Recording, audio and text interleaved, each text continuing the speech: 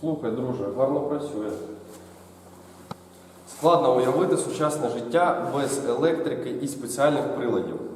Електричною лампою нині нікого не здивуєш, а от професія електрика і досі має шалений попит на ринку праці. Сьогодні професія електромонтера з ремонту та обслуговування електроустаткування одна з провідних на промислових підприємствах, у будівельних організаціях та організаціях комунального господарства. Знатися на тому чи іншому приладі – це далеко не все, що передбачено цією професією. Поки десь горить хоч одна лампочка, електромонтер без роботи не залишиться. Якщо хочеш бути фахівцем високого класу, а не просто тим, хто розбирається в електриці, тоді на тебе чекають у Сумському міжрегіональному вищому професійному училищі.